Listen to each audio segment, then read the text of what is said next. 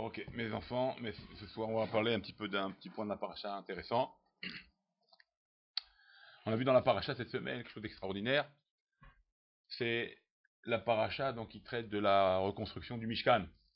On construit le Mishkan, pas la reconstruction, Bezrat Hashem, peut-être la reconstruction du Beth Amikdash cette fois-ci. En tout cas, on parle ici dans cette paracha de la construction du Mishkan. Alors on s'étonne. On s'étonne, Rami pose la question, on s'étonne pourquoi il y a cette répétition, puisqu'on a vu dans les parachutes Kodmot, dans les parachutes précédentes, parachutes de Tzavé, parachutes Trouma, etc., on a vu cette demande de faire le Mishkan. Alors pourquoi répéter? En plus, c'est des parachutes qui étaient longues, effectivement, ils sont des parachutes importantes, et à la fois, donc c'est une répétition dans la Torah, donc de la construction du Mishkan. Alors on pourrait s'étonner pourquoi Kadosh Baruch Hu, en sachant que la Torah, tous ces mots et toutes ces lettres et toutes ces phrases sont pesées, chaque mot est bien calculé, chaque mot est concis et précis. Alors pourquoi encore faire deux parachutes qui sont Blainara avec tous les instruments, avec tous les kelim et tous les ustensiles du Mishkan qui se répètent dans leur construction et dans leur envoi, dans leur rapport pour le besoin de cette construction. Alors les Harami nous expliquent pourquoi donc quelque part cette répétition. En fait, c'est pas une répétition. Ce qu'on a vu précédemment, c'était en fait la demande de Dieu à Moshe de construire le Mishkan. C'est-à-dire qu'il n'y a que Moshe qui était quelque part au courant de cette demande, suite à la faute du veau d'or. Comme il y a eu la faute du veau d'or, donc Dieu a dit à Moshe, écoute, il faut un Mishkan pour la kapara, à la fois la kapara du peuple juif. Donc quelque part, la demande était d'abord la première, les parachutes qui traitent de ce sujet-là, parlaient en fait, c'était le dialogue entre Dieu et Moshe de cette demande. Maintenant, Moshe arrive le lendemain de Kippour. Donc le lendemain de Kippour, en fait, il arrive Yom Kippour avec les secondes tables de la loi. Le lendemain de Kippour, c'est là qu'il demande au peuple ce que Dieu lui a dit au mont Sinaï, de construire le Mishkan. Donc cette répétition n'est pas une répétition. C'est au niveau potentiel, au niveau... on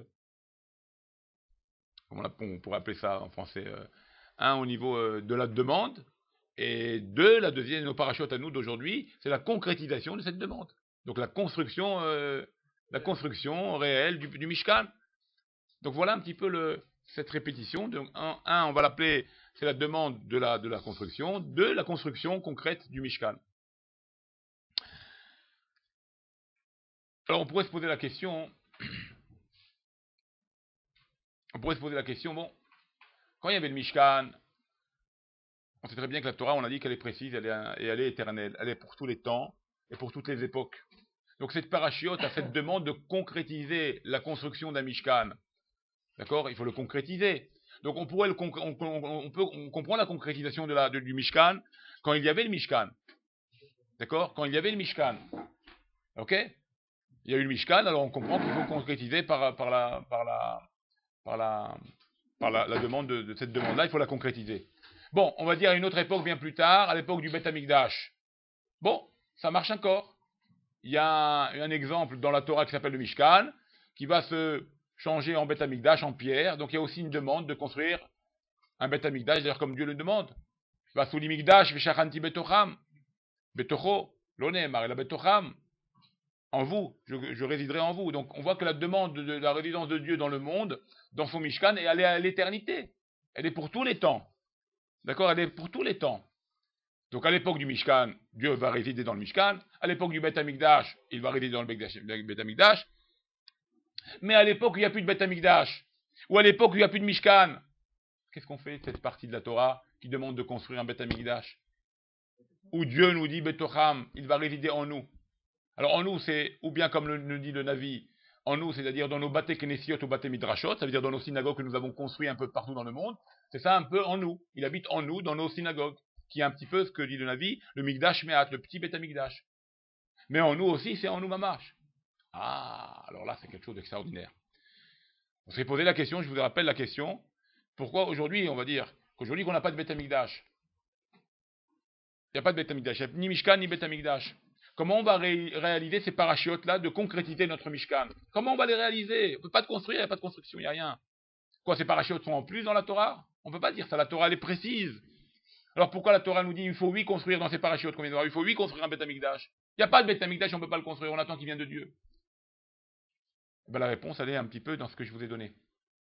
Le Mikdash, le Mishkan, il est en nous.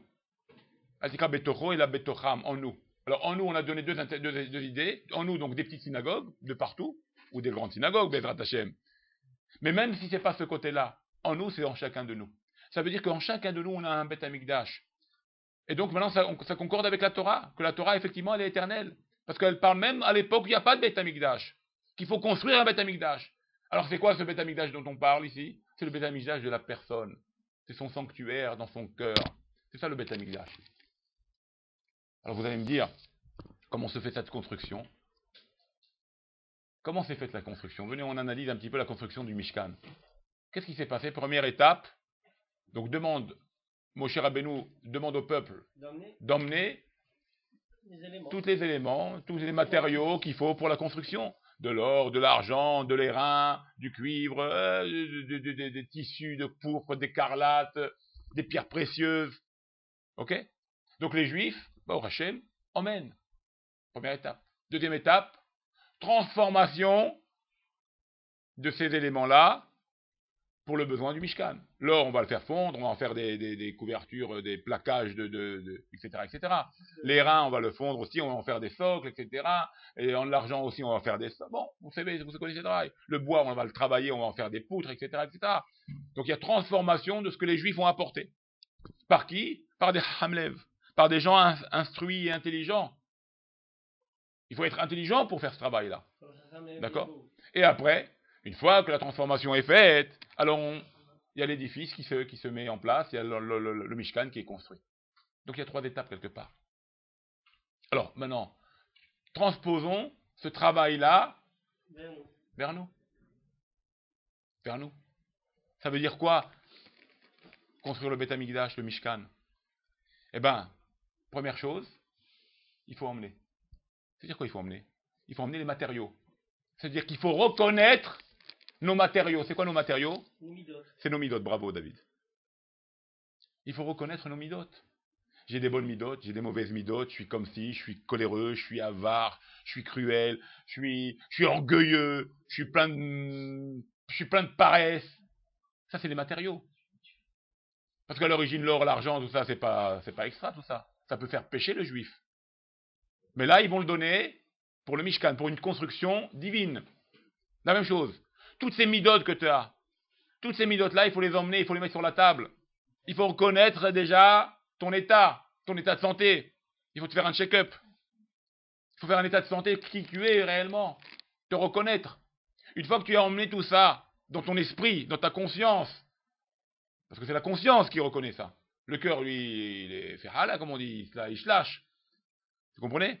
Donc si tu arrives à reconnaître tous ces éléments qui sont ton être, tu es fait comme ça, tu es comme ça, je suis comme ça, j'ai ci, j'ai ça de bien, j'ai ça de pas bien.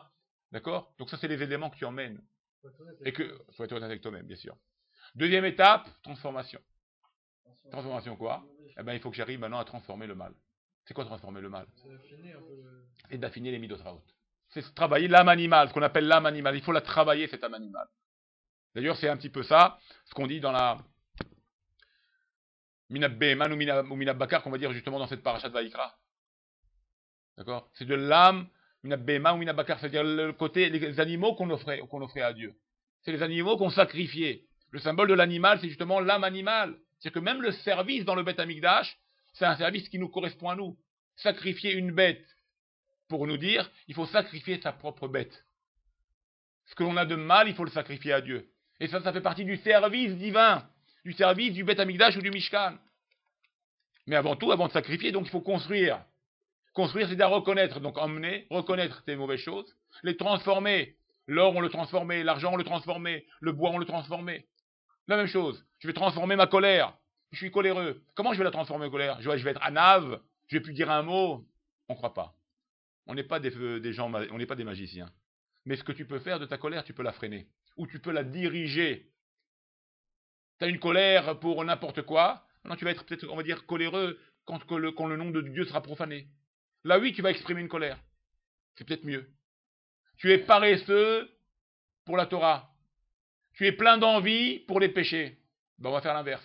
On va y avoir plein d'envie pour la Torah et paresseux pour les péchés. Donc voilà ce que c'est la transformation. C'est d'arriver à faire que nos traits de caractère, qui ne sont pas toujours bons, hein, ce qu'on appelle l'animal en nous, eh bien, il faut arriver à le sacrifier. Ça veut dire qu'il faut arriver à le travailler, à le transformer pour cette construction de notre Mishkan, de notre demeure pour Dieu qui est le cœur. Comme c'est marqué, Rachamana Libabae. Dieu, il désire le cœur, donc Dieu, il veut résider dans ton cœur. On sait très bien que dans le cœur, il y a deux ventricules, droite et gauche. Le droit, on dit là où réside l'âme divine, c'est-à-dire le Yetzer Tov. Le côté gauche, là où réside le Yetzer Hara. Et il y a le conflit. Et c'est pour ça qu'il faut arriver, Halal Libi Bekerbi. Il faut arriver à ce niveau de David Ameller, de Tchouva Shelema, que j'ai plus rien dans mon cœur, c'est-à-dire que je me suis vidé de tout ce mal. Je me suis vidé dans le mal, je l'ai transformé, ce mal, je l'ai enlevé de moi, je l'ai extirpé de moi. Et ça, c'est le travail que nous avons à faire. Et ça, c'est la transformation de tous nos traits de caractère qui sont pas extra, on va dire. Mais il faut les apporter, il faut les reconnaître. Une fois que tu les reconnais, tu les transformes. Tu comprends? Une fois que tu as transformé tout ça, eh ben, tu t'es fait un Mishkan. Alors maintenant, on comprend, je réside maintenant en chacun de vous. Quand je peux résider en chacun de vous? Quand? Eh ben, quand tu te transformes. Si tu ne transformes pas, tu restes toujours le même animal et tu fais semblant. Jamais il pourra venir chez Dieu. Jamais! Jamais il peut résider en toi. Même si tu te crois maintenant le tzaddik adore. S'il n'y a pas une transformation de tes midotes, de ton état de santé, on va dire, de ton état de santé des midotes, je parle. Tu ne te transformes pas, tu ne fais pas un effort sur toi-même, tu peux pas, Dieu ne peut pas être en toi. Il ne peut pas résider. Tu ne lui laisses pas la place de résider. Tu comprends? Donc ça, c'est le premier travail à faire. Il faut dire à faire l'édifice. Il faut. Ben, c'est ça sans cesse. C'est sans cesse. C'est sans cesse. Il ne faut pas s'arrêter. Si tu arrêtes de faire le travail, tu perds le Mishkan. Tu comprends? Si Hachem, on mettait, dans le Mishkan, on mettait la Vodazara, comme ils l'ont fait malheureusement, s'il y avait une idole qui rentrait dans le Mishkan, Dieu il se sauvait, il n'y avait pas de Dieu. Dieu il partait de cet endroit. D'ailleurs, ça arrivait jusqu'à la destruction du Mishkan, ou du Beth Amikdash. Donc on voit que ça, oui, ça peut être détruit. Il suffit que les Romains il arrivent, il suffit que les Grecs ils arrivent. C'est qui les Grecs et les Romains? C'est ton Yetzer Hara, c'est ton penchant animal. Il arrive, il détruit tout celui-là. Il brûle tout celui-là. Comme a été brûlé le Beth Amikdash. Donc si tu maintiens un travail, une transformation de ton état, tu maintiens le Beth Amikdash à l'éternité. Le Olam Vaed. Mais si tu te laisses aller dans tes midot raot, donc la transformation ne se fait plus, eh ben tu restes, tu vas à ta perte, tu vas à ta destruction. Tu comprends? Et c'est ça le Shachati Betocham. C'est ça arriver à avoir un Beth Amikdash à l'intérieur de nous, un Mishkan à l'intérieur de nous, afin que Dieu réside en nous. C'est ça qu'il faut, sur ça il faut réussir. Il faut réussir ce travail-là. Et c'est pour ça, regardez, comme c'est extraordinaire. À la fin de la paracha, on voit quelque chose d'extraordinaire. Moshe bénit les constructeurs, les Rahamlev, les Rahamim qui ont eu le savoir de faire tout ça. Alors on pose la question, pourquoi il n'a pas béni ceux qui ont apporté? Parce que c'est lui qui a réussi à transformer. C'est Rahamlev qui a transformé. Parce que c'est pas que ceux qui n'ont pas apporté, ils n'ont pas de faute. Celui-là qui reconnaît, c'est bien. Mais Dieu, il veut des constructeurs. Hachem, il veut ceux qui se travaillent. Hachem, il veut des gens qui travaillent leur midot. Il veut que ceux qui construisent, Altikra Banaïr, qui c'est ces enfants-là? Ne l'appelle pas Banaïr, la Bonaïr. Mes constructeurs, vous êtes. Quand vous êtes appelés des constructeurs? Vous êtes mes enfants, mais pas toujours mes enfants. Le mieux de mes enfants, c'est être appelé le constructeur de l'édifice. Ça, c'est le meilleur de mes enfants. Et c'est qui ce Bonaïr? C'est pour ça que Moshe, il a béni que les constructeurs. Il n'a pas béni ceux qui ont apporté. Pour dire que celui-là qui fait l'effort de se changer, de se travailler, celui-là, il est béni par Hachem. Pourquoi il est béni par Hachem? Parce que c'est lui, réellement, qui fait que Dieu réside. C'est lui qui va faire que Dieu réside dans ce Mishkan. C'est lui, en fait, que c'est nous qui nous travaillons sur des défauts que nous avons. On se travaille sur ça. Et bien, quelque part, on est appelés les constructeurs de ce Mishkan. Nous-mêmes, Kamouvan. Et Dieu réside. Et il n'y a pas plus beau que ça pour Dieu. Akadosh Baruch Hu, il adore. On dit qu'Akadosh Baruch Hu, comme ça j'ai lu une fois dans un écrit du Rav Nachman de Breslev, il disait que Akadosh Baruch Hu, il peut créer un être, que cet être-là n'arrivera jamais à sa réalisation, à ses projets. Et il sera toujours en état d'envie d'arriver, d'état de manque, hein? Pas frustration, non, pas ce point-là. Il est toujours dans un état de vouloir faire ça, mais il n'arrive pas. Il est insatisfait, il n'arrive pas, mais il n'arrive pas. Il a envie, il fait les efforts, et ça n'aboutit jamais. Hachem, il le fera vivre toujours comme ça. Il dit pourquoi? C'est affreux. Vous vous rendez compte? Tu fais, t'arrives jamais au résultat. Mais tu t'es donné. Imagine-toi tous les jours de ta vie, tu te donnes, il n'y a pas de résultat. Hachem, il n'y a pas plus heureux qu'Hachem pour ça. Comme ça, il dit. Il dit pourquoi? Parce que ce travail que tu fais, ça apporte un nahatrouar, un plaisir à Dieu. Parce que qui c'est qui donne le résultat? Qui c'est qui donne le résultat? C'est pas toi, c'est Dieu. Parce que tu vois bien, il y a des gens, ils font rien, ils ont un résultat. C'est pas de l'homme le résultat. Le résultat, il est de Dieu. Donc des fois, il a un Hachem, il a un plaisir d'un être, d'un homme, qui fait des efforts, même si le résultat n'est pas là. Parce que des fois, le résultat, pourquoi Dieu ne veut pas donner? Parce qu'il veut te sauver. Il veut te préserver. Il ne veut pas que tu aies abouti ce résultat. Mais l'effort que tu as fourni, c'est extra. Et Dieu, il fera en sorte que tout le temps, tu feras des efforts sans avoir le résultat. Parce que tu lui apportes un plaisir énorme. Énorme à Dieu. Il faut qu'elle le comprenne. Ah, si elle ne comprend pas, elle est ferhala. Elle va être mal. C'est presque impossible de continuer comme ça, faire des efforts sans rien recevoir en retour. Bon. C'est presque impossible de faire. Non, mais Dieu va te donner quelque chose. Il va te lâcher un moment. Un enfant, tu sais, un enfant. Vous apprenez une classe de Kita Aleph. Un peu de Torah, un peu de Mishnah, un peu. Vous apprenez. Maintenant, qu'est-ce qu'il croit l'enfant? Apprends la Mishnah par cœur. Bon, il apprend par cœur. Pourquoi il apprend par cœur? Parce que tu lui as promis un bonbon, une sucette, un truc qui lui plaît, un petit jeu. Donc lui, son calcul dans l'esprit, Torah, Mishnah, Gemara, ce que tu lui donnes, égale bonbon. Ça égale à ça. Torah, bonbon. Il grandit un peu plus, il a un peu plus l'esprit ouvert. Il étudie la Torah. Pourquoi étudier la Torah? Tu poses pourquoi? Non, parce que, et on va dire il a 12-13 ans, parce que mon père m'a acheté un beau costume, il m'a promis costume, chapeau, cravate, bien habillé, belles chaussures, dernière mode. Donc lui, Torah, Gemara, Torah, Mishnah, égale costume, cravate, bien habillé. Ça, la Torah, c'est une bicyclette, la Torah, c'est un costume, la Torah, c'est une cravate, la Torah, c'est un bonbon. Il grandit un peu plus, 18 ans, 20 ans, l'âge de se marier. Torah égale, plus j'aurai de la Torah connaissance, plus j'aurai une fille, une fille bien, une fille de midot, bonne midot, fille de rave, il cherche. Donc il y a toujours l'intérêt. Donc il dit Torah égale, bon foyer, bonne fille de famille, etc. Il grandit un peu plus, d'accord? Il faut un titre. Alors Torah égale titre, rave, rabbin, pour avoir un peu d'argent, pour pouvoir vivre et assurer. Donc plus j'aurai une place importante dans la hiérarchie, on va dire, des rabbins, on va dire, plus j'aurai une paye, une assurance dans la vie pour ma vie. C'est à la fin de sa vie qu'un homme, s'il le comprend avant, tant mieux, mais c'est à la fin de sa vie qu'un homme qui commence à dire, bon, la Torah, c'est Akadosh Baruch Hu. La Torah, c'est Dieu. La Torah, c'est beaucoup plus que toutes mes envies, que tous mes désirs, que tous mes résultats de bonbons, de costumes, ou de femmes, ou de bijoux, ou de maisons. C'est beaucoup plus que ça, la Torah. Ça, il le comprend quand il... Tu comprends? Bah, c'est pareil. Donc, il faut arriver à se construire. Alors, des fois, c'est vrai. Alors, des fois, peut-être on a tendance à se construire parce que il y a un intérêt, mais il ne faut pas chercher l'intérêt. Nous, on doit se construire, on doit changer, on doit se travailler. C'est pour ça qu'Akadosh Baruch Hu, il a béni les constructeurs, parce que quelque part, c'est eux qui font la transformation de l'être. C'est nous qui faisons ce travail que nous faisons qui est extrêmement... Alors, même si le résultat, des fois, on n'arrive pas, on est toujours à l'échec à la fin, c'est pas grave. Comme j'ai dit, souvent, je dis dans les cours, ce qu'il faut, il ne faut pas regarder les autres.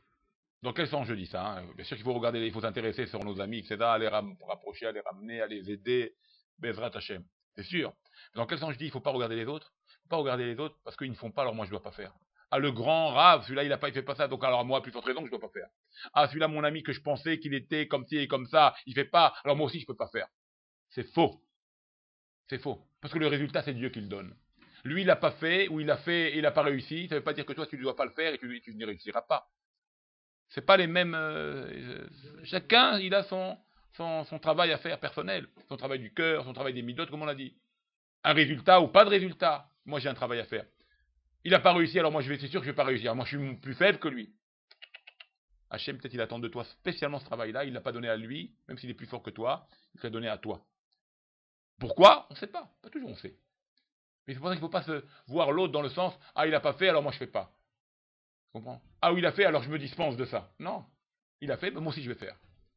Pour ça, la seule jalousie que nous avons le droit de faire, la seule jalousie où on a le droit, c'est Kinat Sofrim Tarbe Chorma. La seule jalousie qui est permise de la Torah, c'est Kinat Sofrim Tarbe Chorma. Comme ça nous dit Raham. C'est quoi Kinat Sofrim? La jalousie des Rabbanim. La jalousie de la Torah. l'ambition de devenir quelqu'un dans la Torah. Ça, c'est la seule jalousie. Ah, je voudrais être comme lui. Ah, je voudrais... On n'a pas le droit. Ah, je voudrais avoir le canapé qu'il a. Ah, je voudrais avoir l'appartement qu'il a. Ah, t'as pas le droit de dire ça. T'as pas le droit de dire ça. Tu convoites la maison de ton frère. D'accord, mais c'est la seule, c'est pour ça que je te dis. Le seul intérêt qui est permis, c'est l'intérêt de la Torah. Parce qu'on sait très bien, l'olishma, balishma. Il y a un klal. Même si c'est pas l'ishma au début, ça viendra l'ishma. Parce que ton but, ton envie, ton désir, c'est de la Torah. Même si c'est pour avoir une ressemblance à un homme ou un peu d'argent ou par la Torah. Bah, sauf tu comprendras. Tu comprends? Bah, sauf tu comprendras. Alors si tu dis maintenant, si tu prends ça comme un pouvoir, attention, c'est sur un fil, hein. Si tu prends ça maintenant comme un pouvoir pour écraser les autres parce que tu as un poste important dans la hiérarchie de la Torah, tu écrases les autres et tu trucs et tu prends ton kavod et tu cherches le kavod, Hachem il te balaye. Hachem il t'envoie au rose, il t'envoie. Tu comprends? Ça, il faut pas chercher ça. Tu peux avoir cette ambition. Et Dieu, il aime qu'un juif il a cette ambition de devenir un chacham dans la Torah. Il veut. Il veut. Dieu, il attend ça. Ah, c'est pas l'ishma, ça viendra l'ishma. La preuve que ça viendra l'ishma. Si le klal qui nous dit Maché l'olishma, balishma, ça veut dire que le lolishma, ce qui n'est pas l'ishma, il a une part de l'ishma, parce que s'il t'emmène à du lishma, c'est que le lolishma, il a une part positive. Il a un côté positif. Si c'était négatif, le négatif ne peut pas emmener au positif. Donc si on dit que le lolishma, il emmène au lishma, ça veut dire que dans le lolishma, il y a un côté positif. Qui est quoi? Qui peut t'emmener au lishma. Donc ça, c'est la seule possibilité, c'est le seul kina, la seule jalousie, quelque part, de la Torah, de l'envie d'un chacham, de vouloir le ressembler, de vouloir être comme lui, c'est la seule qui est permise. En dehors de celle-ci, assour. Pourquoi? Pourquoi c'est permis? Ben, ça rejoint ce qu'on vient de dire dans le cours, parce que ça va t'aider à ta construction. Tu vas te construire, tu vas voir un homme qui construit devant toi, tu vas voir un constructeur devant toi, un homme plein de Torah, un homme qui travaille son cœur, un homme qui travaille ses envies, un homme qui travaille tout ce qu'il est, tout son être, il le travaille. Depuis des années. Tu vas vouloir lui ressembler. Donc tu vas être appelé un constructeur toi aussi. C'est pour ça qu'on te dit, tu peux être envieux de ça. Tu peux être envieux de ça. Pourquoi tu peux être envieux de ça? Parce que quelque part, tu vas construire un mishkan. Tu vas construire une demeure pour Dieu. Et construire une demeure, tu peux le faire. Tu comprends? Et ça, c'est un travail qu'il faut faire. C'est un travail qu'il faut faire. Et comme ça, c'est ce que nous apprend un petit peu cette paracha. C'est ce que nous apprend. Donc extraordinaire. C'est-à-dire qu'on voit que dans cette paracha, cette répétition, elle est pour la concrétisation. Et c'est pour ça que là, c'est à ce moment-là que Moshe bénit le peuple. Pas avant. Pas quand il a reçu l'ordre. Pas quand il a reçu la demande de faire. Il n'y a pas une bénédiction. C'est là qui bénit le peuple. C'est maintenant qu'il bénit le peuple. Là, en l'occurrence, c'est pas très juste que les chacham lèvent. C'est un peu inné, les chacham lèvent. Non, nous dit Rashi. C'était pas que c'était inné, c'était pas que c'était déjà intelligent. Nous dit Rashi, ils ont eu l'envie. Ils ont eu l'envie de vouloir faire les choses. L'envie de vouloir faire les choses, Dieu leur a donné la sagesse. Il n'était pas plus intelligent que l'autre, c'était tous d'ordre, c'était tous des hachamim. On dit là-bas ce que la Shifra Sherata Bayam, la servante, qui est sortie d'Égypte, qui était au niveau le plus bas du peuple juif, c'était une servante. Elle a vu des choses que Afilou ben Nabi Cheskel ben Bouzi l'aura. Parce que le Navi le plus élevé, le Cheskel, qui a fait toutes les prophéties les plus lointaines, au sujet du Beth Amikdash et la reconstruction et le dévoilement de Dieu, la Shifra, elle a vu plus que Cheskel ben Bouzi, le prophète. Donc c'était pas des petits rigolos, c'était tous des têtes à l'époque de la sortie d'Égypte. Ils sont devenus des puissants dans le niveau d'esprit. Mais pourquoi ceux-là, ils ont été choisis? Pourquoi ceux, ils sont venus? Parce qu'ils sont venus, ils ont été désireux de faire. Désireux de faire, Hachem, il te donne la sagesse. Et c'est pour ça que d'ailleurs cette paracha nous apprend quelque chose d'extraordinaire. Ça aussi, j'ai oublié de vous dire, mais c'est un point très important. C'est pour ça que de cette paracha, qui est quelque part la concrétisation du Mishkan, pour nous, alors ça serait quoi aujourd'hui? La concrétisation, c'est la pratique. Ne pas se suffire de la demande. Ah oui, je connais, ouais. Oui, ouais, je connais. Dans mon coin, j'aime Dieu dans mon cœur. Ouais, je connais, ouais. Oh, moi j'ai la foi, je crois en Dieu. Mais le type, il transgresse Shabbat, le type, il fait pas kippour, le type, il fait pas ci, il fait pas, il mange pas du pain, fait ça. Ah, moi je crois en Dieu. Ah oui, moi je crois en Dieu. Il y en a plein comme ça. C'est pas ça que Dieu, il veut. Il veut concrétiser. C'est ça la paracha. La paracha, il veut qu'on fait le Mishkan. Il veut la pratique. Ne pas se suffire de dire dans mon cœur, dans mon cœur, dans mon cœur. Fais gaffe, tu as une crise cardiaque, tu vas voir. Le cœur, il va exploser bientôt. Arrête de dire dans mon cœur et dans mon cœur. De là, ce que nous apprend cette paracha. Il veut la pratique, construire vraiment. C'est quoi construire? C'est-à-dire vraiment changer. Concret, il veut du concret. Arriver à la pratique de la Torah. Arriver à la pratique des mitzvot. Arriver à pratiquer. Pas se dire oui, c'est beau et c'est beau et c'est beau. On peut rester là des jours et des jours à parler. Mais si on ne change pas, si on n'a pas une progression, on ne voit pas une progression en nous, c'est que ce qu'on emmène, c'est pas du vrai. C'est du toc. Il y a du toc aussi, hein, vous savez, il y a du toc, il y a faux, l'or qui... Vous savez tout ça. Donc il faut arriver à changer. C'est le changement, c'est la pratique qui fait que si tu as emmené les vrais éléments, les vraies pratiques et tu as vraiment construit. Là, si tu es un homme vrai ou pas. C'est quand tu pratiques la chose. Donc tu ne peux pas te suffire seulement d'une philosophie juive. Ah, je platonne, c'est platonique pour moi, c'est extraordinaire. C'est comme un chute, quoi. Tu te shootes, toi. La Torah, c'est pas un shoot. C'est pas de la drogue. Il y a une drogue, c'est une drogue, bien sûr, on se réjouit, ça nous donne une satisfaction, on est heureux, on se sent bien. Mais ça ne s'arrête pas là, la Torah. La Torah, c'est un mode de vie. C'est un mode de vie, la Torah. Ça veut dire, c'est une pratique. Haïbahem. Tu vis avec ça. Pour toi, tu ne peux pas vivre autrement. Alors, si on n'arrive pas encore à ce niveau-là, c'est-à-dire qu'il faut encore rajouter des éléments et les transformer, arriver à ça. Et c'est ça le vrai Mishkan. Le Mishkan, c'est pas croire dans ma tête que, ah, c'est beau, c'est bien. Là, c'est pas encore la résidence, ça c'est que la parole de Dieu avec Moshe qui discute. Pour l'instant, on n'a rien fait. Il faut arriver à concrétiser. Et c'est ça que nous apprend un petit peu que c'est cette paracha qui vient nous concrétiser le Mishkan, qui vient nous apprendre. Donc la même chose. Et puis le Mishkan on a dit, c'est dans notre cœur, c'est notre intérieur, transformation des midotes, arriver à ça. Ah, mais il y en a plein les midotes. Ok, travaille l'or maintenant. Demain, travaille l'argent. D'accord? Travaille l'or, travaille l'argent, travaille le cuivre, travaille les reins, travaille le tissu. Doucement, doucement, on n'a pas dit maintenant tout d'un coup. Tout d'un coup, tu n'y arriveras pas. Comme on sait très bien que l'or et l'argent, ça correspond aux midot, vous savez ça.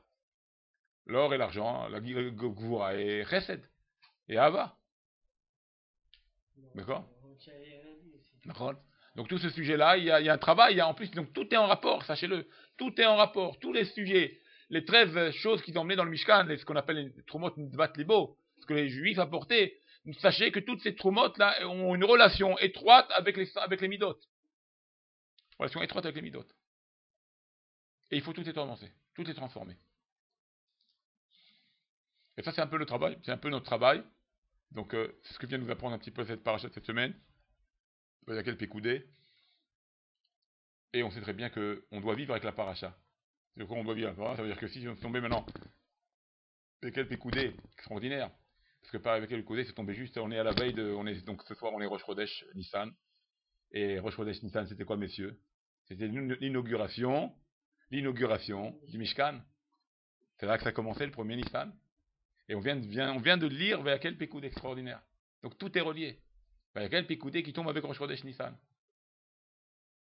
Extraordinaire pour nous dire qu'il faut s'inaugurer, il faut faire une inauguration, il faut faire une construction et inaugurer le Mishkan qui est en nous. Et là il y a de la joie, il y a de la simcha, il y a vraiment quelque chose de très très fort qui va se dégager de notre être. Si on s'est transformé ce Nefesh Abamit, si on sait le brûler, comme on dit. Comme c'est marqué Mogda la Mizbeach. Il est moqué de la mitzvah, il brûle sur le mitzvah. Kol alayla lo tirbe, toute la nuit sans s'arrêter. D'accord? Kol alayla lo tirbe. Tout le temps, il s'arrête pas, il s'éteint pas. Pour nous dire quoi? Que tout le temps il faut être dans cette action, dans ce feu-là qui brûle le Nefesh Abamit. Tout le temps il faut être dans cette condition-là de brûler, d'anéantir ce Nefesh Abamit. C'est rare que nous avons. Tout le temps, il faut être en état de combat. Et c'est ça un peu la guerre que nous avons, en fait, quelque part. C'est un peu ce conflit qu'il y a entre l'âme et la conscience, et l'âme et le corps. Le corps, il tire par là, et l'âme, elle tire par là. Le corps, il tire vers le corps et vers la terre. Et l'âme, elle tire vers le haut. Et il faut arriver à ajuster un juste milieu, quelque chose d'agréable entre notre être extérieur et notre être intérieur. Ce qu'on appelle dans la Shona Chachamim, Toho Keboro, intérieur comme extérieur. Arriver à ajuster ça. Parce que si tu n'ajustes pas ton intérieur comme extérieur, tu vas te sentir mal toute ta vie. Toute ta vie, tu vas être malade. Toute ta vie, tu vas être en déphasage. Tu vas être déphasé. Ton être va être déphasé. Complètement déphasé.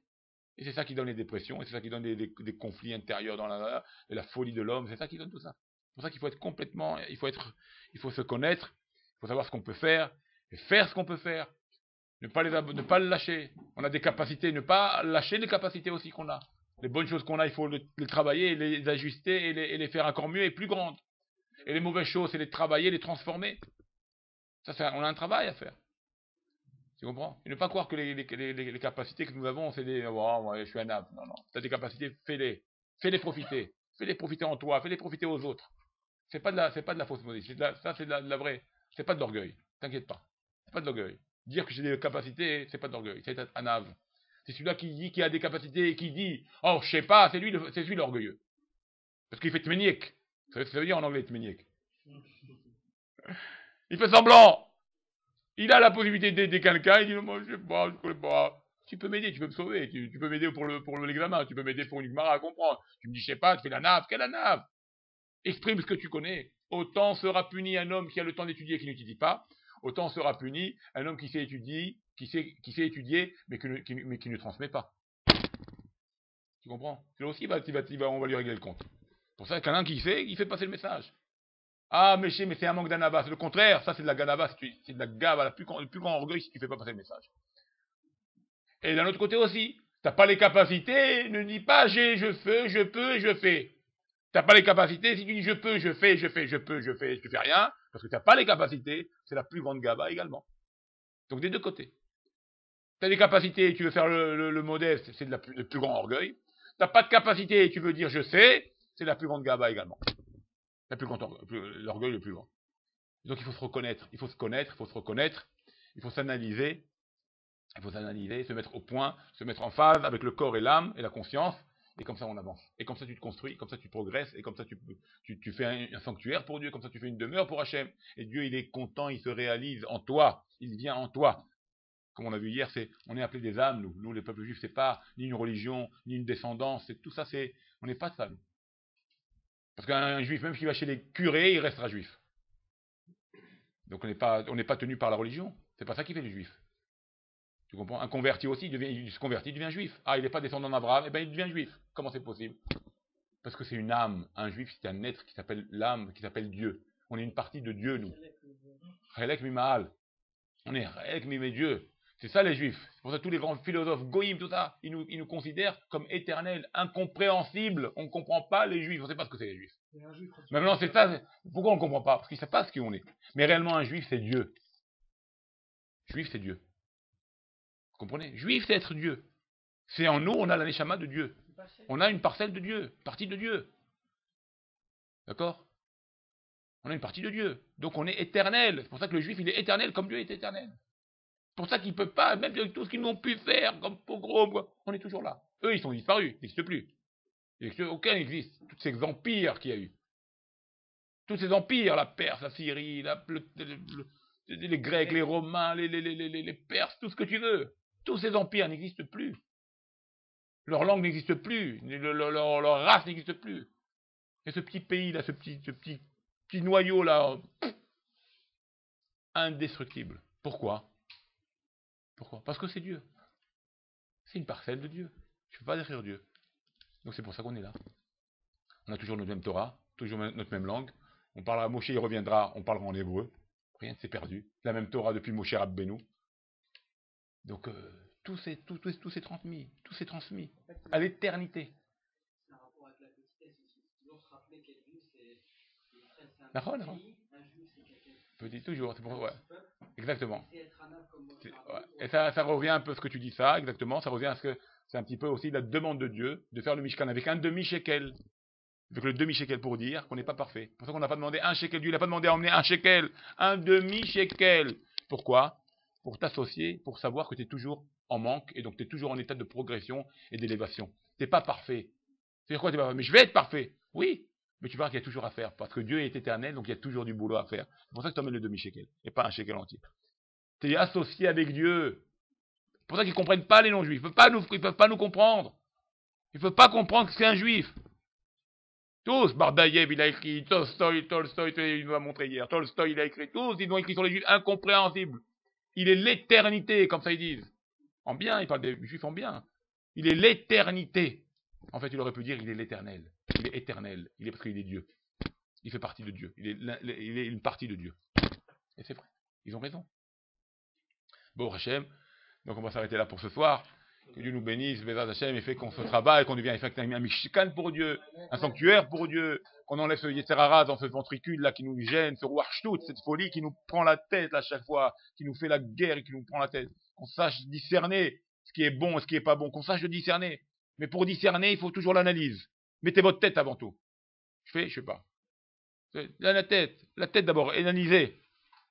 Et avec l'aide de Dieu, Dieu nous aidera, à nous tous, Bezrat Hachem, à tout le peuple juif, à son peuple, à discerner les choses, à savoir trancher, à savoir choisir le bon chemin pour la construction de ce sanctuaire qui est notre cœur, Bezrat Hachem. Et là, on fera une demeure pour Dieu éternelle, d'un niveau privé, d'un niveau pratique, donc comme le nôtre.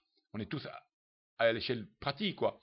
Mais cette échelle pratique, si chacun il fait ce qu'il a à faire, sans regarder ce que l'autre il fait ou il fait pas. Ce qu'il a fait, ton boulot, toi, t'occupes pas des autres. T'as du boulot, t'occupes pas des autres. Pour ça, t'as du boulot. Eh ben, si chacun de nous, il fait ce qu'il a à faire, donc dans cette construction pratique et pour cet avancement concret de pratiquer la Torah, pas seulement se faire du kiff dans l'esprit, d'accord? Pratiquer réellement la Torah, eh ben, chacun d'entre nous fait ça, et on a un digne de Arevim Zelazé, donc on est des maillons qui s'enchaînent, on est Arevim, on est garant l'un de l'autre. Donc quelque part, ces bonnes choses que nous faisons vont entraîner le monde, nous et le monde, à la Géoula, au bien. Et malheureusement, si c'est le contraire, c'est le contraire. Je ne veux pas dire quoi. Si on fait des bêtises, eh ben, on entraîne nous et le monde aux bêtises. Et si on fait du bien, on entraîne nous et le monde au bien. Donc voilà notre importance ici. Nous, moi en tant que privé, je peux emmener, moi en tant qu'être privé, donc avoir mon petit côté privé, donc mon sanctuaire à moi privé, que Dieu réside en moi, il peut devenir klali. Il peut emmener la Géoula au peuple juif. Pourquoi? Parce que je suis un rêve, la chénie, je suis garant de l'autre. Donc je suis avec l'autre, l'autre il fait aussi, il doit faire le même travail que moi. Et comme ça, toutes ces chaînes là tous ces maillons là un enchevêtrés dans l'autre, tous ensemble, on arrivera à la Géoula définitive, Bezrat Hachem Hashlema, la Géoula du peuple juif, Bezrat Hachem et de l'humanité. Parce que Dieu il veut l'humanité. Toute l'humanité elle va parler de Dieu. Toute l'humanité elle va reconnaître Dieu. Par quel mérite? Par nous les juifs. Si on fait notre boulot. Bezrat Hachem, Amen, qu'on soit tous donc le réceptacle de Kéli, de Bnei Israël, qui soit tous le réceptacle d'Akadosh Baruch Hu. Beyahad, privé, et Beyahad ensemble, on fera la Géoula Klalit, Bezrat Hachem, Amen, Kenirason. B'Nissan, Igalou, B'Nissan, Atadid, Le Igal. Et au mois de Nissan, on sera délivré encore, Bezrat Hachem, Amen, Kenirason.